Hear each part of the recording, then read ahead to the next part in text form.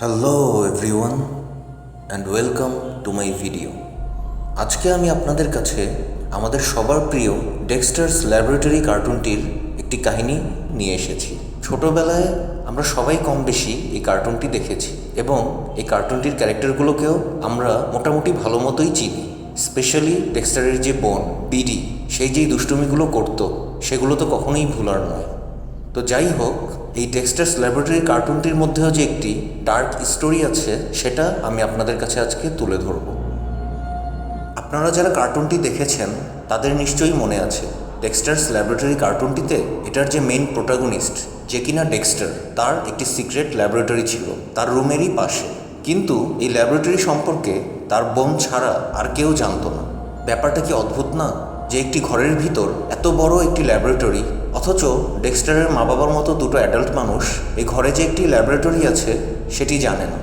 এখানে আরেকটা কথা আছে, এত বড় একটি ল্যাবরেটরিতে ইলেকট্রিসিটি অনেক কনজিউম করবে, তাহলে তাদের তো বিলও অনেক আসার কথা। সেখানেও তাদের কোনো কনফিউশন নেই। তাহলে এই ব্যাপারগুলো কিভাবে ধামাচাপা পড়ে এবং ডেক্সটার কিভাবে তার ল্যাবটিকে এই ঘরেরই ভেতর লুকিয়ে রাখে তার মা বাবার কাছ থেকে? হ্যাঁ বন্ধুরা, এটার পিছনে একটি ডার্ক স্টোরি রয়েছে। ডেক্সটার যখন প্রথম দিকে তার ঘরে একটি সিক্রেট ল্যাব বানানোর চিন্তা করে, সেই সময় সে ল্যাব বানাতে গিয়ে একটি অ্যাক্সিডেন্ট ঘটিয়ে ফেলে এবং সেই অ্যাক্সিডেন্টের কারণে একটি বড় ধরনের ব্লাস্ট হয় এবং সেই ব্লাস্টে ডেক্সটারের মা, বাবা, বোন সবাই মারা যায়, কিন্তু ডেক্সটার কোনো মতে বেঁচে যায়।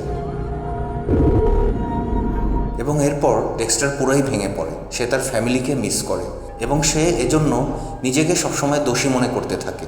কিন্তু সে তো একজন জিনিয়াস, সে সায়েন্সের এমন কিছু নেই যে না জানে। তো সে একটি বুদ্ধি করে, সে আবার নতুন উদ্যমে তার ল্যাবটিকে বানানো শুরু করে এবং এবার সে সফল হয়। সে কোনো অ্যাক্সিডেন্ট ছাড়াই তার সেই হিডেন ল্যাবটি বানিয়ে ফেলে। তারপর সে তার মৃত মা, বাবা এবং বোনের ক্লোন তৈরি করে এবং সে ক্লোনগুলোকে সে নিজে নিজে কাস্টমাইজ করে। এ কারণে আপনারা দেখবেন ডেক্সটারের মা বাবা শুধুমাত্র ঘরের কাজ এবং অফিসের কাজ ছাড়া আর কোনোখানে নাক গলায় না। শুধুমাত্র ডিডি আর ডেক্সটারের মা বাবার দায়িত্বই পালন করে এবং ঘরের ভিতর যে এত কিছু ঘটে যাচ্ছে, এত বড় একটি ল্যাব আছে, সেটি তাদের মাথায় আসে না। কারণ ডেক্সটার তার মা বাবার এই ক্লোনগুলোকে এভাবেই বানিয়েছে। এখন আপনারা ভাবতে পারেন, তাহলে ডিডি কেন ডেক্সটারের ল্যাব সম্পর্কে জানে এবং ডেক্সটারকে বিরক্ত করে? এটাও ডেক্সটারেরই কাজ। ডেক্সটার চায় না তার লাইফটি বোরিং থাকুক, এজন্য তার লাইফে একটু এক্সাইটমেন্টের জন্য সে ডিডিকে এমনভাবে বানিয়েছে। সে আসলে নিজেই নিজেকে বিরক্ত করতে চায়, তা না হলে সে বোর্ড হয়ে যাবে এবং ফ্যামিলি হারালে কেমন লাগে সেটা সে একবার দেখেছে, সে সেটা আর কখনো ফিল করতে চায় না। কিন্তু মনের ভেতর ডেক্সটারের তার সেই আসল মা বাবার জন্য এখনও দুঃখ লুকিয়ে আছে। তো বন্ধুরা, এই ছিল আমাদের আজকের কাহিনী।